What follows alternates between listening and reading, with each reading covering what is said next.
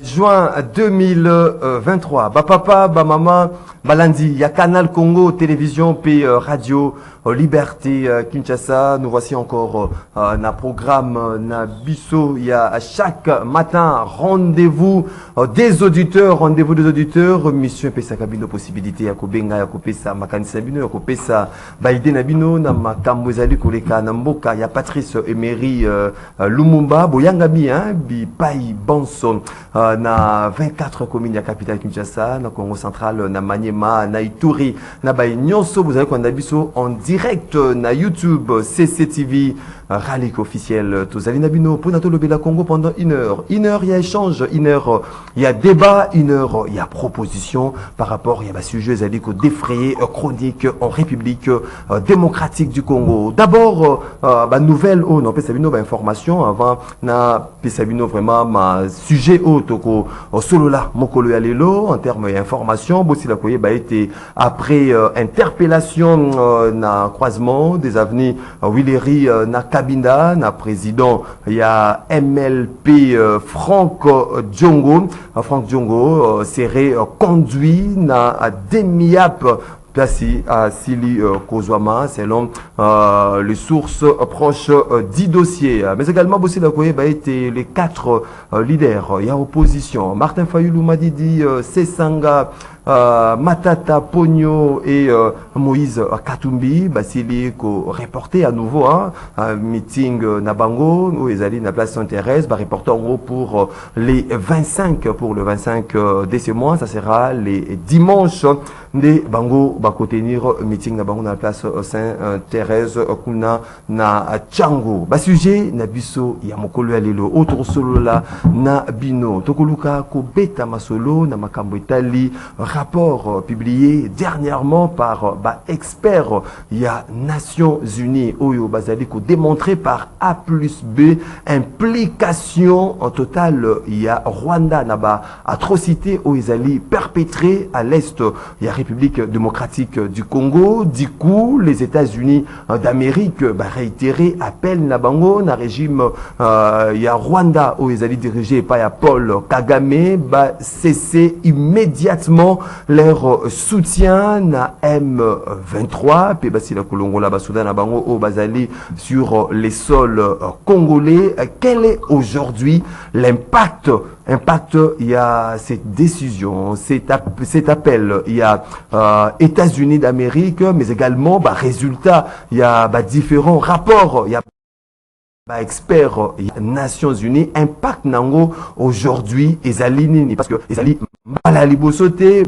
résultat ou bimana rapport à expert à Nations Unies pe États-Unis et si la kozwa décision to appel il y a Rwanda asi la ko cesser tout soutien na bango na rebelle terroriste il y a M23 impact nango aujourd'hui ezali nini mais également ce qui to attend to beta masolo na makambo itali maponami en République démocratique du Congo face il y a retrait il y a certains partis politiques na processus électoral. Est-ce qu'on s'achemine lentement mais sûrement vers les élections crédibles et transparentes en République démocratique du Congo? Torosololango Nabino Bozali et Belé Yakolanda. Rendez-vous les auditeurs, on a invité Nabiso na Tongo Yalelo Tozali na Ndeko Miché Mangala. Michel Mangala et Azali, président national, il y a éveil populaire. Michel Mangala, mbote na yo.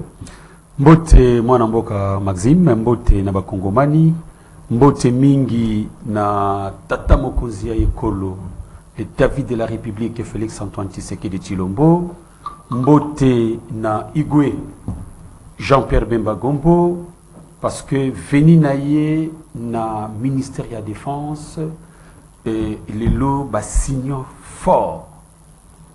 Ils ont espoir, il y a victoire, il y a réussite, il y a paix à l'est de la République démocratique du Congo et à l'y assurer. Merci beaucoup. Aujourd'hui, vous avez une minute dans le sujet. Je termine une présentation effectivement. Vous êtes le principe à rendez-vous. Je sais, je le sais. Et voilà, aujourd'hui, je pense, à retombée positive. Il y a action, il y a diplomatie à chef de l'État, lelo ekobota. Merci beaucoup Ndeko Miché Mangala, président national éveil populaire. Tozali Ndeko Pati Malanga Luvanga, Wazali Moko ya ba communicateur ya Union Sacrée, mbote Ndeko Pati Malanga. Mbote mingi mwana mboka Maxime, mbote na ba co-débatteur oyo bazuli bakuto kabula na bango etandoike. Mbote na bakongo mani baso bisika bazwami bazuli bakoya kulanda biso na ngonga oyo, sans oublier ba électeur yangai ya circonscription électorale yangai ya commune ya Limete Kingabwa Mombele Longonya mokakoso bisika bozwami na PCP Longonya na Mator na ngai Elise Bokumwana, sans oublier tata mokonzi ekolo mwana mboka Félix Antoine Tshisekedi Tshilombo oyo akolala pongite butu lokola moi akolukobele kimia ebana koingelo monyelemo ekola biso Congo ezali kotalisa solo ke susi aye ezali susi ya ba Congolais kozala na mbukonzi ya mboka oyo alingi Congo pe alingi ba Kongomani e akande esengo moye. Merci yango na pesi lisusu mokako swa bisika biso. Merci beaucoup Ndeko Pati Malanga. Maître Patrick Tinda, secrétaire général adjoint MLP à Franck Diongo, mbote na olokola. Oui, mbote Ndeko Maxime. Mbote na baimboka ndenge moni na tondisami na kanda metika na pesa nano bana mboka mbote bana ya Kisasa bandeko nanga nyoso obozali na ba province libanda ya ekolo mwana suka maître Patrick Tinda mongali bonga mwana okata ongolo ogbusheshe apesi bino baso mbote bisika biso bino bozwami Ndeko Maxime tika na pesa pe ba IMLP au bazali ya ko telema sima ya enlèvement ya président na biso ba IMLP nyoso bazali ya ko telema pona koloba non na nouvelle dictature oyo bani bongo ko faire surface na mboka na biso. Merci beaucoup. On a pesi ba ngombote. Merci beaucoup maître Patrick Tinda. 082 33 33 749, c'est le seul numéro où beaucoup benga pe beaucoup ma message na bino par rapport ma préoccupation na bino par rapport à ba sujet aux Zali Kolobela na tongo ya lelo na ces rendez-vous ya bino nyonso bai mboka à Congo. To bandi Ndeko Miché Mangala ndenge tradition exige quand a posé dans motunate une minute sujet isolé rapidement une minute. Oui, sujet isolé. Merci. Toza kosenga na ba député provincial ya ville ya Kinshasa. Parce que tubandi ko yoka susu nungu oiza ko leka kuna oyebi que avec cette motion de défiance contre contre Godempoi to ko yoka lobi bureau ya assemblée provinciale basanganaki po baluka mwa ba raison moko ya lukuta pona ko luka ko sauver Godempoi oza ko tambwisa assemblée provinciale oyo na nyamu parce que ba député provincial baza ko reprocher na ba point misatu oza très capital et très grave caporisation ya assemblée provinciale la ville de Kinshasa mépris ya ba collègue naye pe problème ya gestion parce que Godempoi aza ko confondre personne naye na assemblée provinciale. Donc, il convoque l'assemblée plénière, n'a pas requise naye, sans même consulter le bureau, sans même consulter collège des sages, et à imaginer ordre du jour, a mis en plénière a imposé na carte plénière pour que séance wana et salema. Donc, et plus ce qui est grave, na kati likambo oyo, azali ko insulter, ko minimiser ba collègues na député pour na ko qualifier bangoke, bazali ba corrompi. Donc, ce sont des choses inadmissibles. Merci beaucoup. Je termine par là de Konanga. Pardon, c'est très important. C'est très important parce que Godempoi a confondre l'Assemblée nationale na Église naïe ou ya mesana kopesa mobeko ndenge alingi. La troisième des choses, likambo ya gestion. Merci beaucoup. Merci beaucoup. Vous avez une minute. Désolé, Ndeko Pati. Ndeko Pati.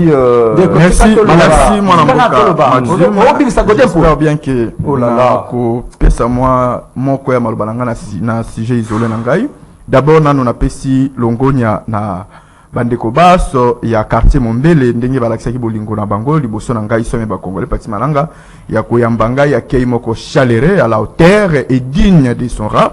Ya kotalisa ya solo ki somme ba congolais Pati Malanga cette fois-ci commune limité ba lobby qu'il plaît qu'il neige bazana mutu mususu te à part yo batalisi yango akei wana estunda kingai na sai ndenge moko pe bande kwa kinga baza kozela ngai bayebaki na koyape na molongo kaka ndenge bayamba kinga na Mombele nazana eliki ete na kinga ba pe boyamba ngai modèle wana menala ko beta kaka 7 na ba bureau de ya commune ya Kalamu précisément pe particulièrement na Victoire o baza ko opérer wana ba ko sala bo sambulu ba ko fingisa nde régime na biso ba bureau de ba ko sala musala ba ngoti ndenge esengeli ba commune ko sala tracasserie Kalamu a qui problème même avec le bourgmestre ba bureau de ba komi ko sala ndenge tracasserie ba sala musala ba na molongo ba komi ko kanga na tuni bango mekangeli ezesu yango te mama bato auti ko soma matungulu na ye na ba tomate na ye na zigida bokangi pusu ya biloko na ye botuni eki alakisa mikanda alakisa ba facture ba matungulu eteka maka na zigida na ebele pesa maka facture te na ba tomate tango facture ezate ba komi ko benda pusu à tel point que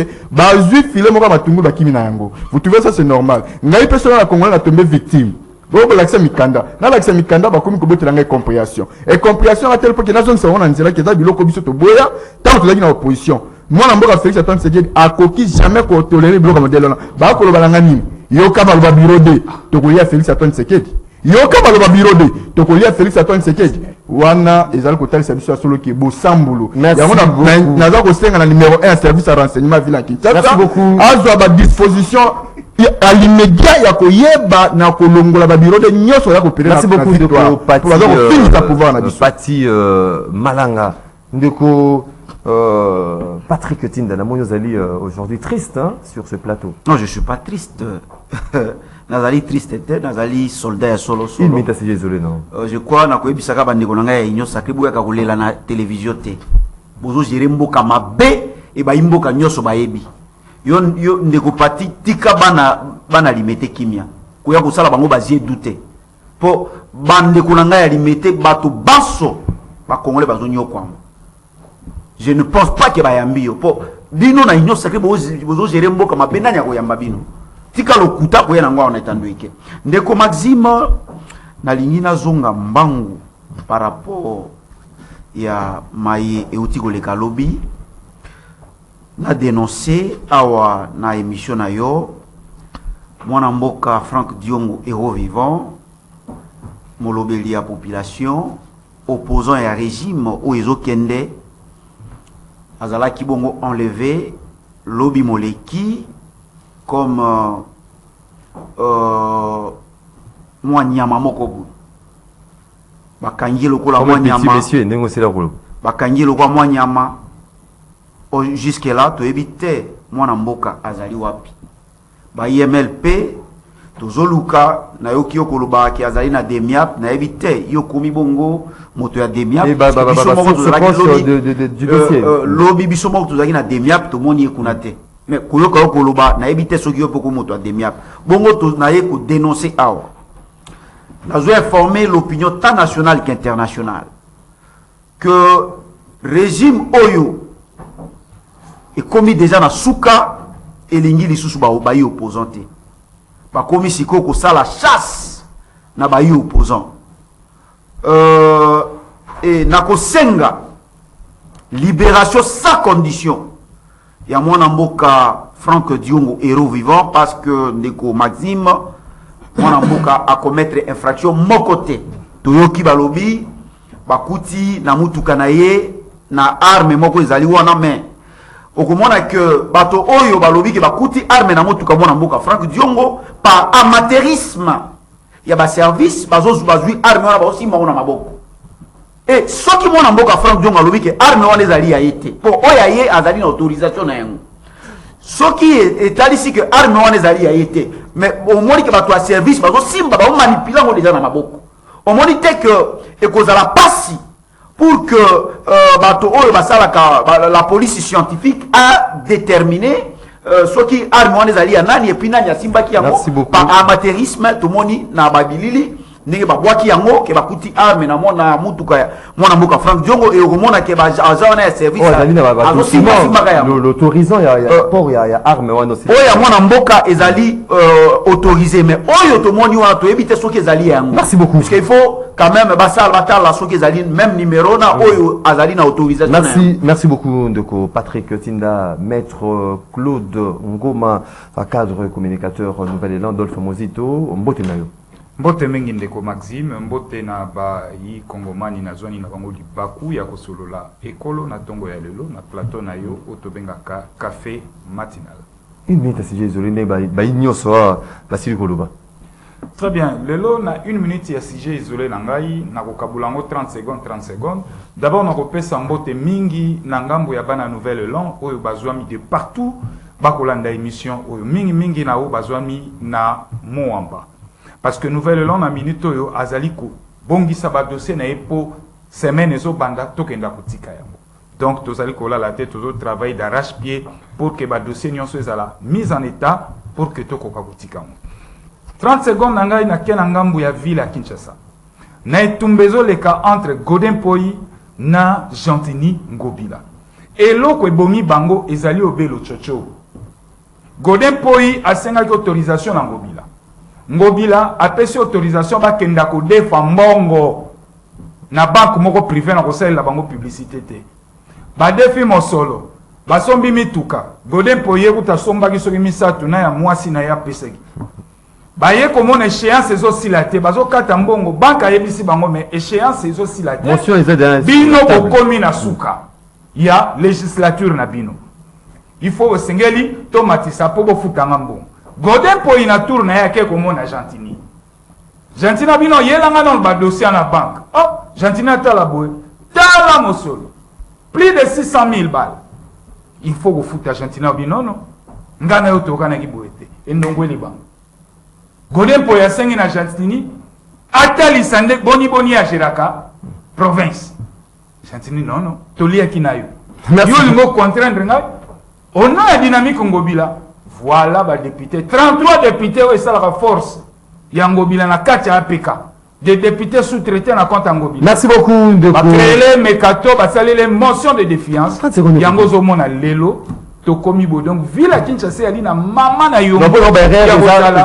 Gérer na bateau, bah, politique au bako. Donc, faut tu nous aller attribuer en na Gentini Ngobila. Gestion ville eza Yamabé. Gestion assemblée provinciale P. Ezali Mabé. Merci beaucoup, mesdames et messieurs. Fidèles téléspectateurs, il y a Canal Congo Télévision et Radio Liberté Kinshasa 082 33 33 749 le numéro Binopé pour contribuer parce que Binopé vous en a primaire na Katia émission rendez-vous des auditeurs. Tout fond on dit là ndeko Miché Mangala.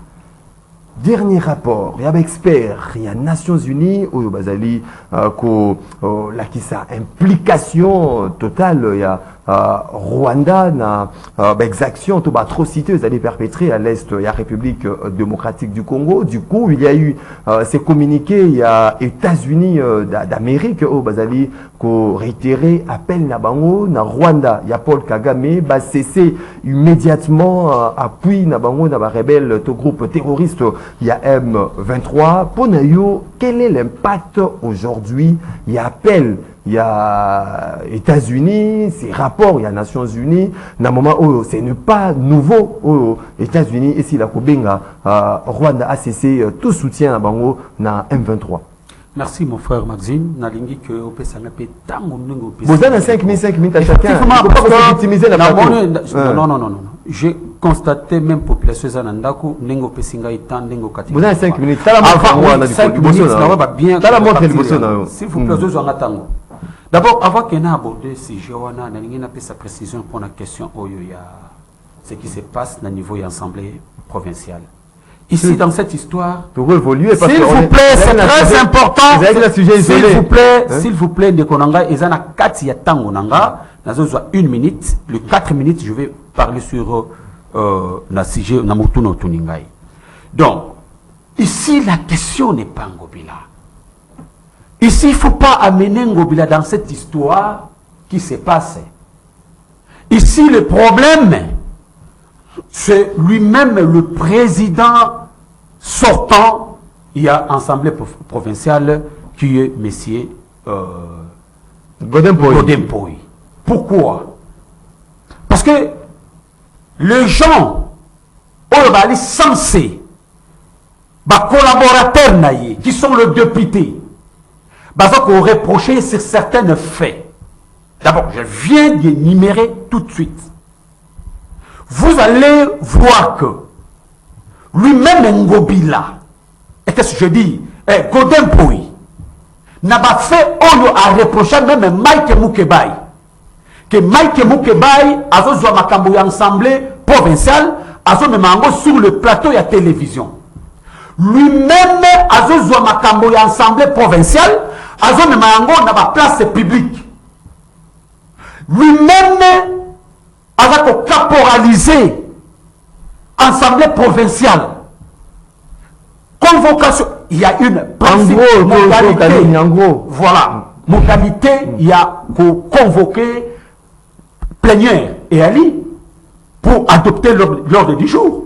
On ne peut pas, na imagination na yo, au Vandagaga Boye, au salir l'ordre du jour, au même en la plénière, sans que vous passez dans le membre à bureau, sans que vous passez dans la communauté des sages, aucun n'ango au commis roi. Dans le diable de comme si l'Assemblée provinciale est comme Yayo, comme l'église. On évolue. La troisième des choses, le problème, il y a gestion.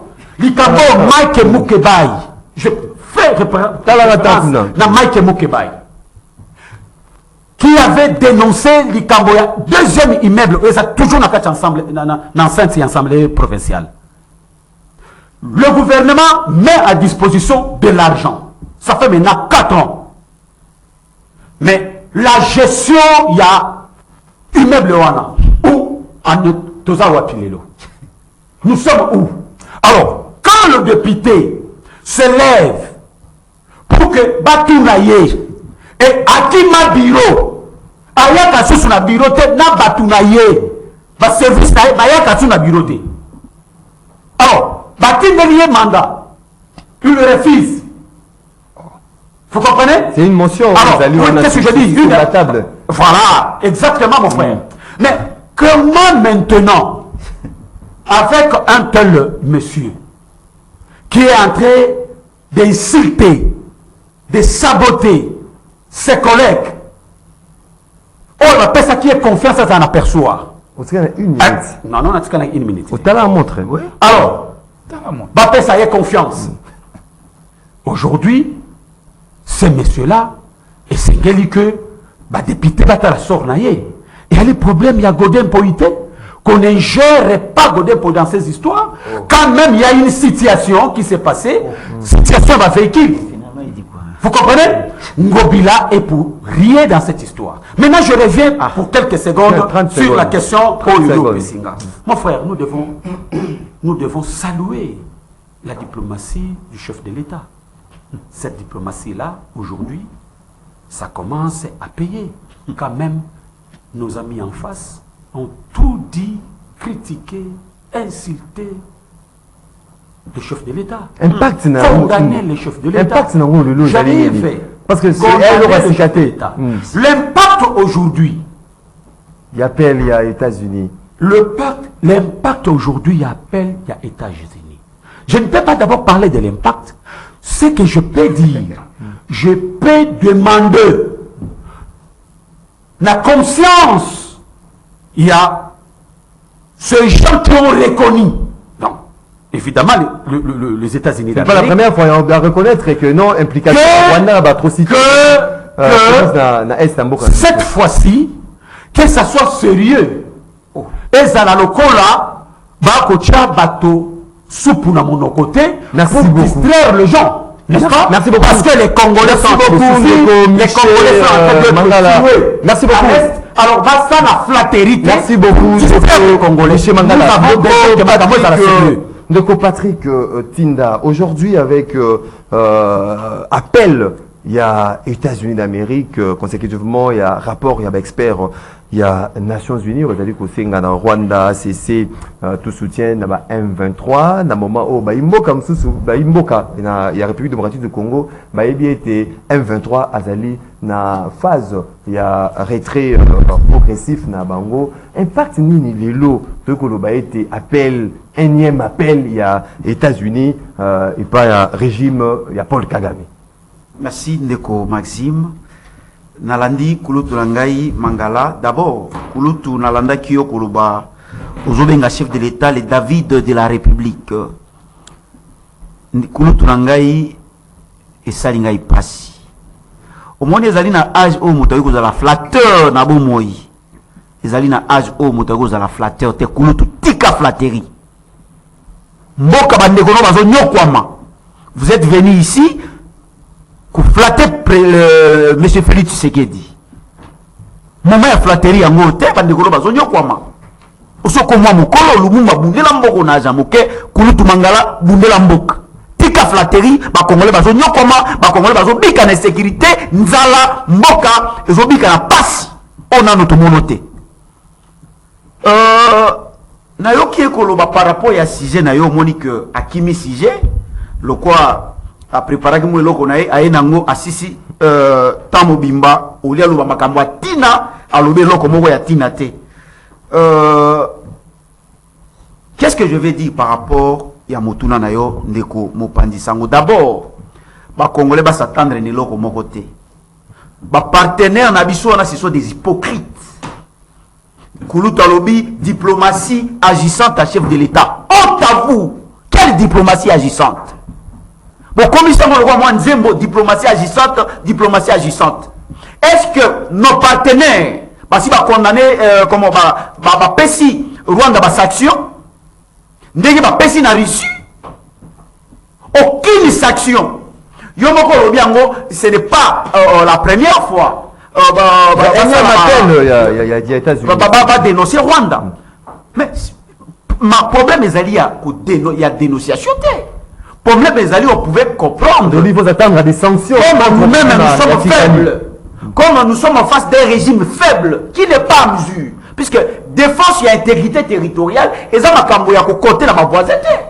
et ça makambo ko côté na communauté internationale et ça makambo ko côté na Nations Unies et ça dit makambo ya biso moko awa lelo oyo Monisco azali na mboka na biso azomona tout ce qui se passe là-bas est-ce que Nations Unies a pesi Rwanda ba sanction aucune sanction aujourd'hui ces gens-là cet appel est un impact aujourd'hui Ndeko Maxime ezali na impact mon côté c'est pas la première fois si ba sali comment ba dénonciation na bango plusieurs fois et boti mbumani mbuma mon côté on pouvait peut-être comprendre que diplomatie na bino ezali agissante soki lelo Nations Unies a pesa ki bongo Rwanda ba sanction ya makasi mais aucune sanction azo caresser na sens ya poil ma pesi sanction mon côté et ma déclaration nyoso o balosala ezali mai na mokongwali bata c'est que les Congolais d'ailleurs na lingi suko pesa bango makanicité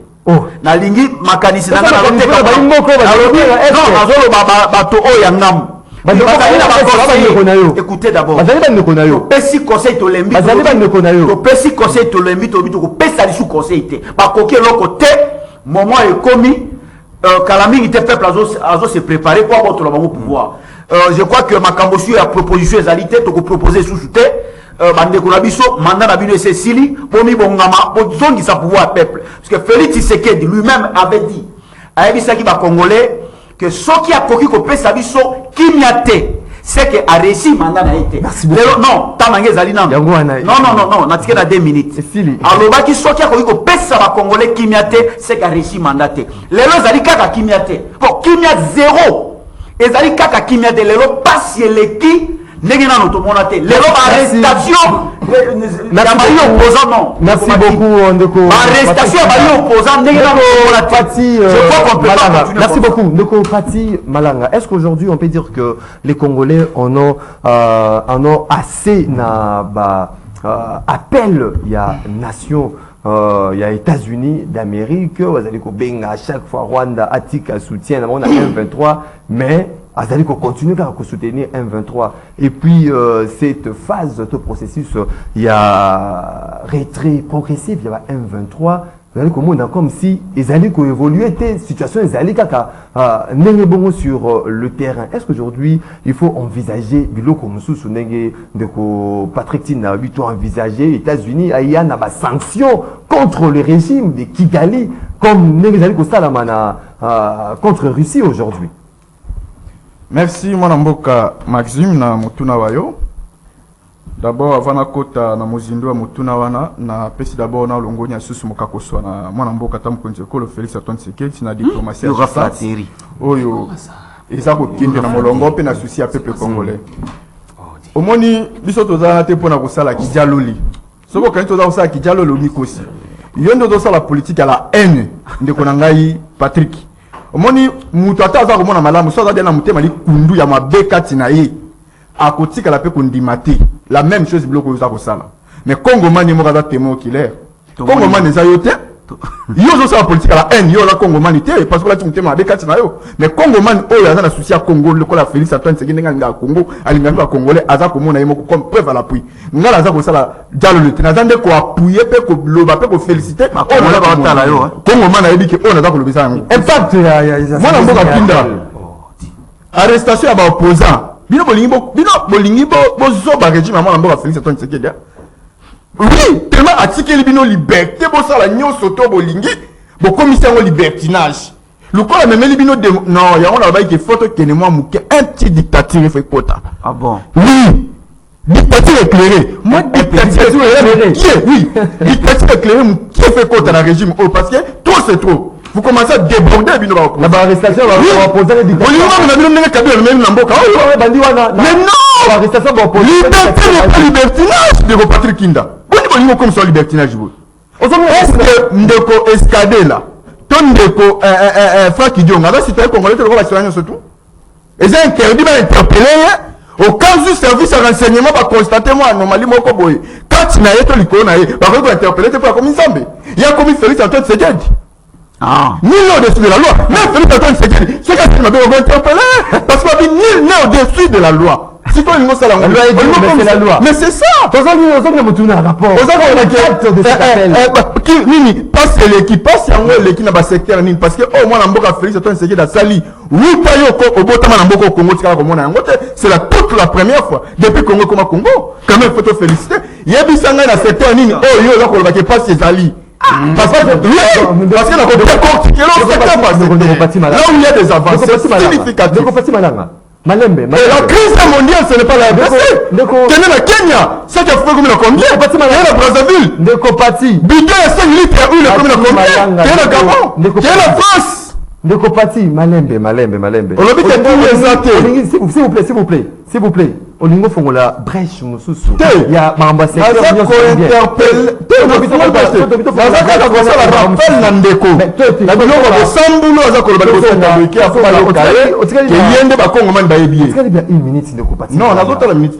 Appel aux États-Unis. Il y a rapport, consécutivement, il y a rapport, il y a expert aux Nations Unies. Impact nango et zalinini. Est-ce qu'il faut Patrick Tin la lobby envisager des sanctions dans le régime ya Kagame? Non. Parce qu'on en a marre. Non, Maxime, tu as été pour la hypocrisie. Tu as été pour la vérité. Dans le lobby d'abord, coup de chapeau dans ton conseil parce que tant que Mona, États-Unis va comme réagir.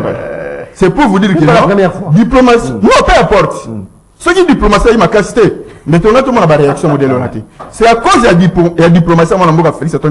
Non, moni. Bato bazali ko zala tantôt plutôt de tantôt na gauche tantôt na droite mais ba comme ko zonga quand même giga mais pour na biso to lingi ba limité te kaka na koloba kaka na ko sala ba analyse kaka na ko citer ba combo non ko citer ba combo ce n'est pas mauvais mais mema biso na sanction mema biso na oyo etalisaka kongo mana mona keno mutu wana aza frappé. Merci beaucoup. Et biso to lingi ba mema biso na ba réalité palpable. Cela veut dire que bato bango batangi Rwanda to yebi dongolo miso ezali nani Kagame et Kagame azali dongolo miso makambo ya est baluka moyen Merci beaucoup. Il y a ma casse. Malanga pour que ne promettre faire la fleur ça pour les Merci beaucoup. Merci beaucoup Pati Malanga. Maître Claude Ngoma, Yosili Koka Baimboka Osini Maïché Mangala, Pati, P. Maître Patrick Twinda. Lecture de fait, non? Est-ce que appel, c'est énième appel, il y a États-Unis, est-ce que vous avez un impact sur le terrain au moment où Baimboka va réclamer des sanctions contre le régime? Il y a Kigali. Très bien, Maxime. Nathalie Ngonganangai. 5 minutes. 5 minutes, nous avons 30 secondes à rencontrer Michel Mangala et puis 30 secondes à rencontrer Pati Malanga. Na babiloko nyonso ba uti koloba na plateau où ya lelo. Na kamwe Michel Mangala lelo azoko sepela na mwana mboka Gentini Ngobila. Kolongwa tope déchéance ya Godin Poina APK, Assemblée provinciale ya ville à Kinshasa. Na suka législature et ali na litomba moko te po na ville ya Kinshasa. Godin Poi na Gentini Ngobila bazali oto bengaka blanc bonnet blanc. Kop na bango ba beta ba komi na suka législature ba panzani. Donc ville ya Kinshasa et ali na yombo. Ndeko na ngai Pati Mananga. Na yoki outi koloba liberté, libertinage, tout ça batté la biso moi. Bino opposant, moment la liberté comme le roi libertinage. Attendez, ndeko na. Ba de nos doses éducatives éclairées. Oyebi tango koloba boizo sala passe. Na ebité yo peso kozaki na opposition à 37 ans. Ou soit yo yenoka ko kota l'air ba crème. Hein ndeko na ngai. Naza fouya ya alternance oyo. Somi ba congolais. O ayebi ayebi. Ce que ayebi te. Heureusement. Ozaki na bi. Tolérance. 37 ans, il y a opposition, Lelo, Ezali, Libabe, malédiction, comme on a idée pèse au pouvoir, base à la vexée, n'a pas pratique, yotokomi, comme on a Lelo. Kokanga moto net nyama, net un vulgaire monsieur, na régime, bako considéré même pas rang social yamoto. Et là, qu'on y zangi, n'a pas service, ba saisir des gemmes, ba interdiction, yakobima, yamwa namboka Franck Diom. En entendant boyebi adresse naï. Bolandi procédure ndengezala. Elo koni. Ata ko bayoki ngai Claude Ngoma na bomi moto basambisanga na nani ya. Mais faut pas respecter les bosso procédure. Moi je vous comprends parce que boza ba praticienté à droit. Ozongi na moto. Nasuki wana mpana. Alors nazongi na oyo etali déclaration ya Nations Unies. D'abord il faut toyeba Kagame banani basini. Ce sont les États-Unis, donc les États-Unis, France, Grande-Bretagne, Oignon so bazali lelo na kati ya Nations Unies.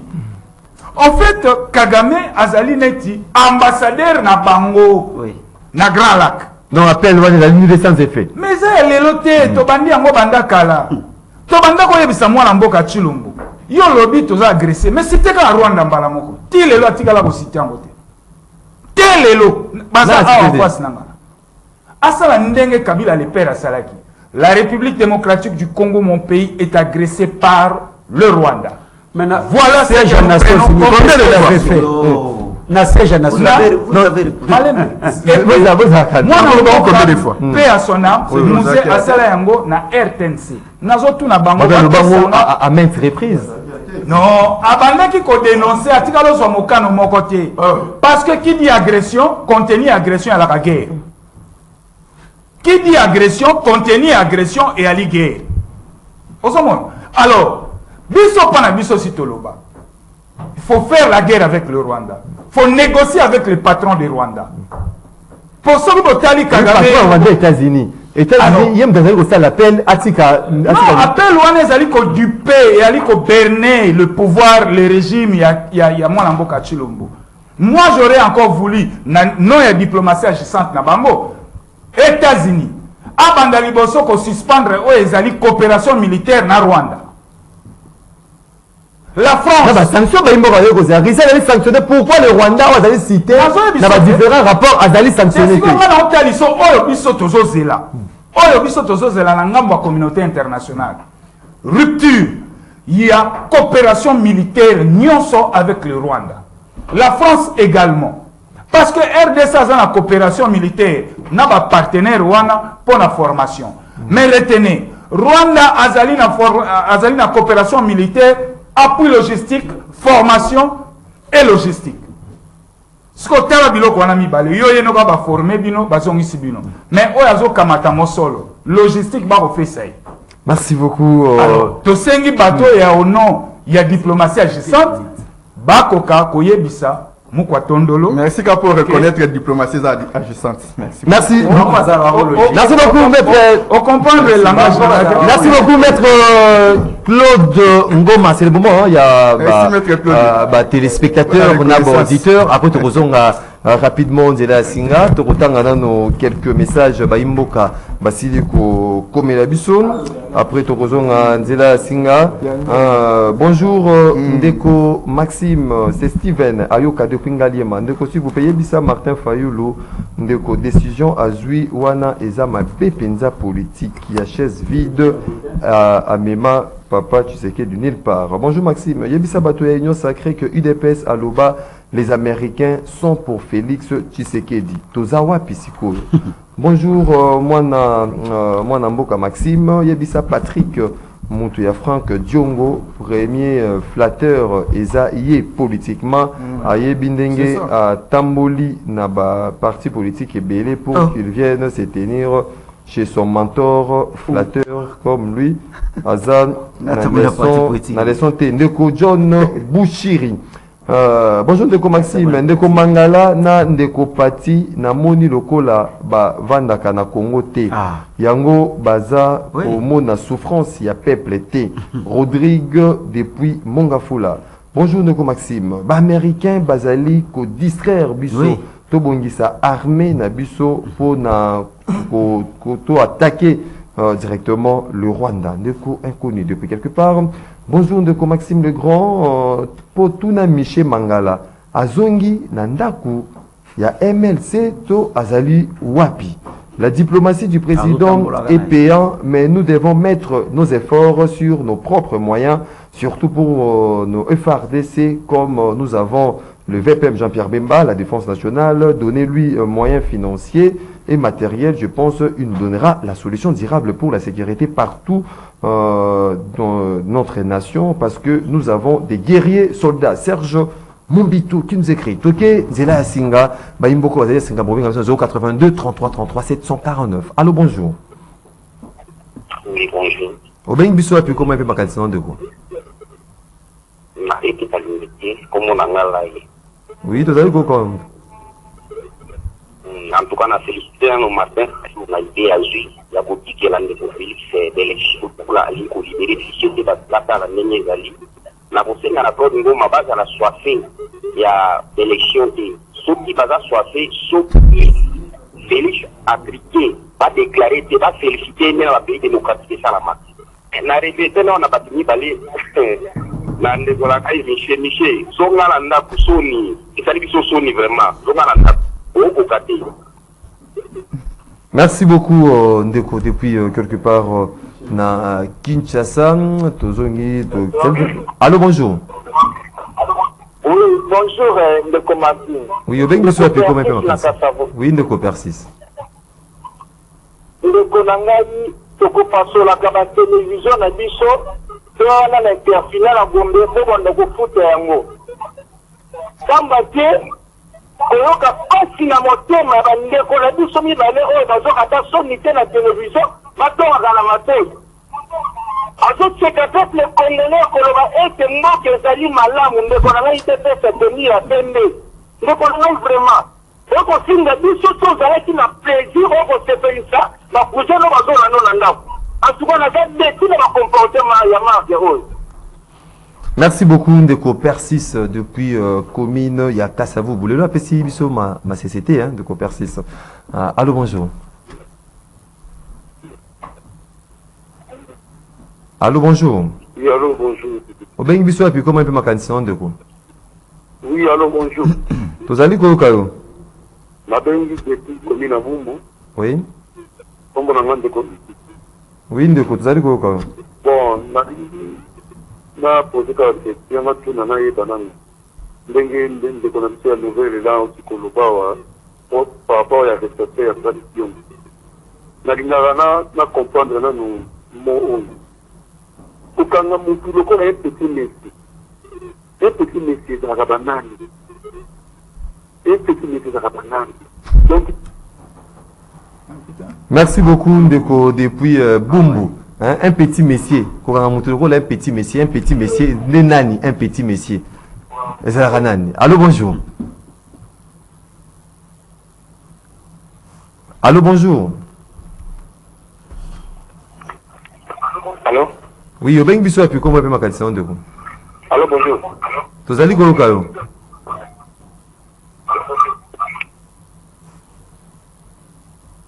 Ceux qui ont Bengi Bisso diminué, hein, volume à télévision, volume à radio, pour nous permettre Bisso de capter nos 5 sur 5. Allô, bonjour. Allô, bonjour.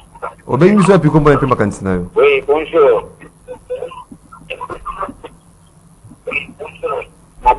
Depuis la commune à Bumbu, comme on a un artiste Kaungo. Oui, tous allez Golokayo Ndeko. Nalena Lubana de Pati Malanga. Pati, mon cher, faut commencer depuis longtemps, Kidjalego. Est-ce que toi, dans ta famille, dans toi, bien? Oui, Pati. Il y a longtemps. Tout le monde Patrick, hein? Je ne disais pas, Patrick. Aujourd'hui, comme Patrick revient, avant mon son à la ligne, moi, ça me fait. C'est comme ça, on a vu au moins bien que. De quoi Bumbu, Asili, Kende. Vous allez continuer. Allô, bonjour. Allô, bonjour. Oui, Obeng Bisso a pu comment ma question. Allô, bonjour. Allô? Oui, Obeng Bisso a pu comment ma question. Allô?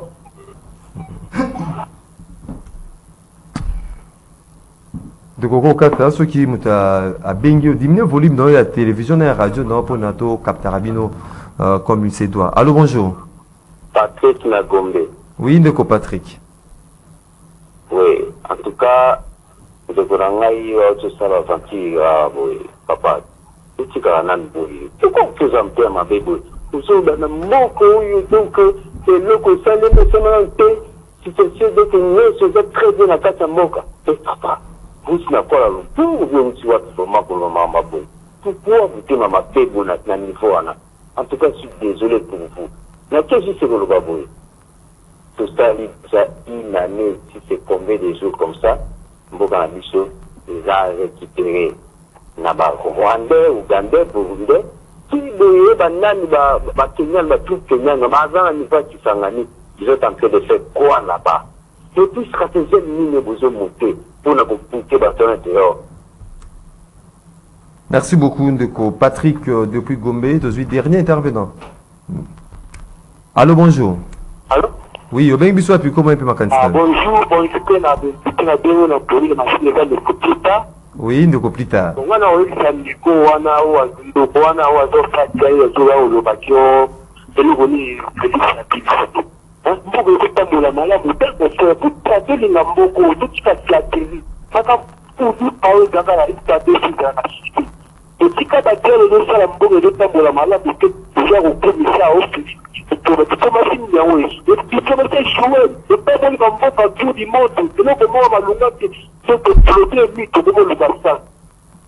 Merci beaucoup, Ndeko. C'était là un moment, il y a téléspectateurs, auditeurs, rendez-vous des auditeurs, ils ont la émission, on a Bino, téléspectateurs, auditeurs, vous allez disséminer à travers les mondes. Ndeko Miché Mangala.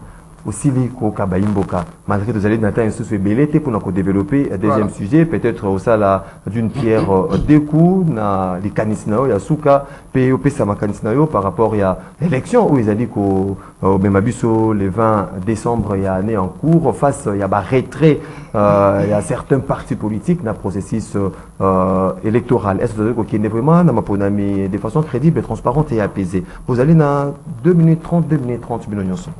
Merci Ndeko. D'abord, il faut qu'il y ait sa précision. Détail est que notre peuple qui nous suit. 2 minutes 30, pardon, s'il vous plaît. Aujourd'hui, on a ce sous-tango, papa. On a dit qu'on calcule bangonga. On a coupé sa précision détail. Je pense que personne ici sur ce plateau a dit que le pays va bien. C'est ça. Personne. Nous le savons que Mboka et Alina souffrance la difficulté. Nous le savons. Parce que difficulté autres en Angolelo et bandi les notés. C'est depuis Mobutu que nous avons commencé cette difficulté. Mais ce qui est important, c'est quoi? Améliorer nos rotés. Mboka ezalaki na kati ya libulu makasi. Mais ce qui est important, ce qui est à encourager, c'est quoi? Tata Mokonzi Ekolo, Félix Antoine Tshisekedi, le David de la République, aye kotombo la mboka. Malgré que le fait et mon nous penza te, mais eloko ya esengo ezali volonté ezali mboka et ali kotombwama. Et je vais dire auprès de mes amis, lui m'a qualifié honte à moi, mais je vous dirai, ça sera honte à vous quand vous allez entendre qu'à l'Est, la paix est revenue, quand vous allez entendre que Bounagan a libéré, voilà, Boulagan est libéré, vous allez entendre ça. La deuxième des choses, je voulais encore donner une autre précision. Ici, le problème aux autres passer dans l'Assemblée provinciale, il faut faire la part des choses. Le problème, ce n'est pas Ngobila, mais le problème, c'est entre eux, le député. C'est ça que j'ai dit à mon ami, que Balukate Kokoti Sangobila parce que il y a eu un problème, il y a Makambo, il y a Mituka, il y a Mbango, il y a banque. Donc, Ngobila, c'est ce point, Ngobila n'est que pour rien. Ngobila Angelou. Donc, non, c'est pas quoi Ngobila dans cette histoire. La troisième des choses, question des élections. Le train est en marche. Nul pourra l'arrêter. Ndekonabiso batika distraction. N'est-ce pas? Parce que quand Nzate, si on a dit qu'il y a bêta biloko awa. Bêta biloko. Parce que quand Nzate. Bêta biloko. Donc, distraction. Le train est en marche. Préparons-nous pour les élections. Donc, il y a 6 mois. Il y a des élections. Moutouna moutou abouye mayo na ye. Pour que le peuple wana de partager biso. Bango balobaka que baza ya peuple. Bango balobaka que baza ko servir peuple. Na éviter ko servir peuple, ça signifie quoi? Merci beaucoup. Donc, juste pour que l'agité. Non, quelques secondes. Quelques secondes. C'est pour dire quoi? Je lance maintenant le message auprès de tous les éveillés. Nous, les éveillés, nous avons mission Moko. Il y a le peuple congolais miso. À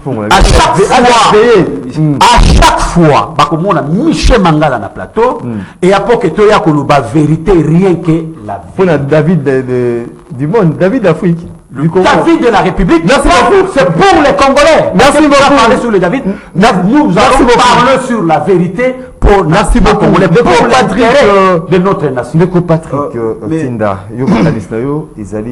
face notamment. Il y a un retrait, il y a certains partis politiques dans le processus électoral. Kouloutou Mangala, toi c'est seulement Mangala. Parlez Mangala et devenir la nation congolaise. Malembe.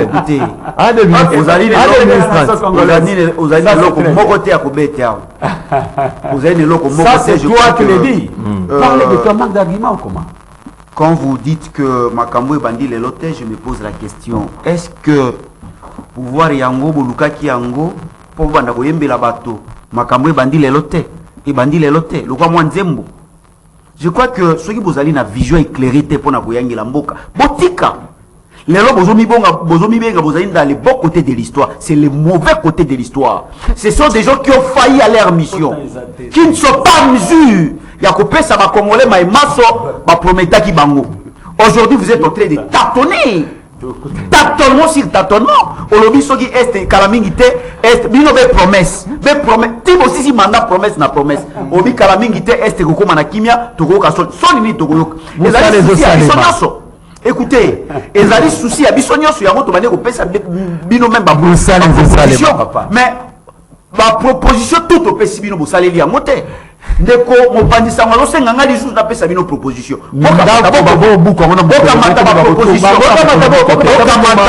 Boka proposition.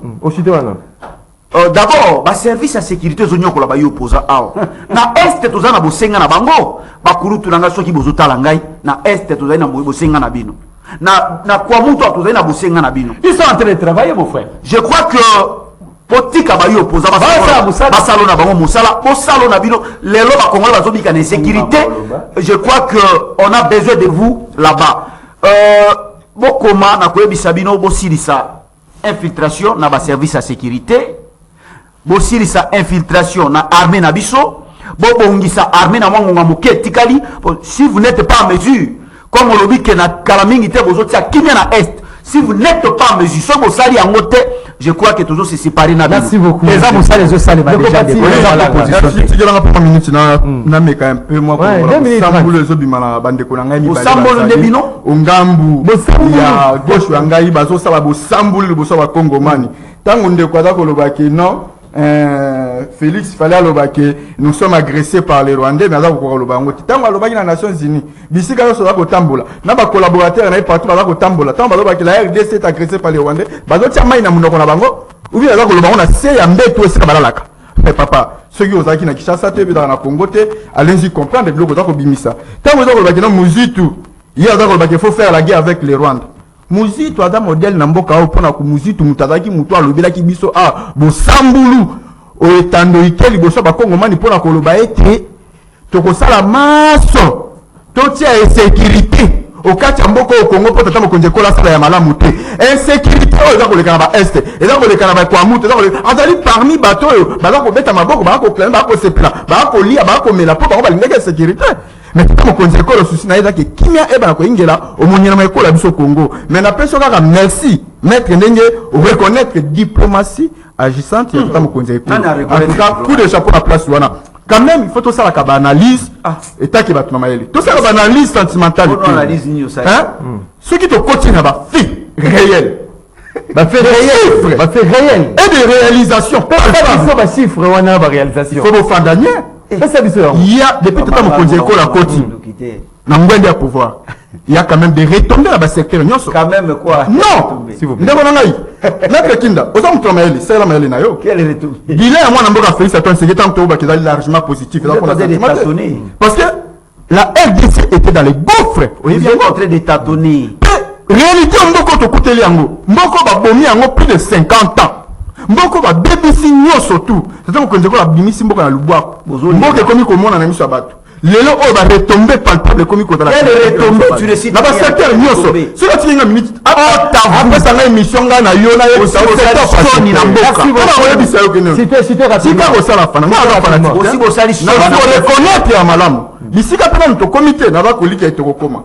Parce que tata mokonzi ekolo na modèle ou akutela kimbuka ndenge ba baby saki ndenge ba bomaki na 50 ans durant kaka na 4 ans on est à cause de ça nyoso molongo. Merci beaucoup. Je ne pense pas même la volonté. Merci beaucoup. La volonté oh salut. Merci vous plaît. Yo ebala que gratuit à la jour dans la gratuité. Avec quel gratuit? Avec quel qualité? 6 millions d'enfants va jouer dans l'école. La micro d'abord. Société comme na mboka yo ba qualité. S'il vous plaît. Société montage à Mituka. Société oh ba non. Ya bino. S'il vous plaît, s'il vous plaît, s'il vous plaît. Société ce n'est pas un acquis encouragé. La secteur union sociale na tangelo, na santé, na éducation, s'il vous plaît, na infrastructure, reconstruction. Société na rotangela na social na comme il y a des retombées.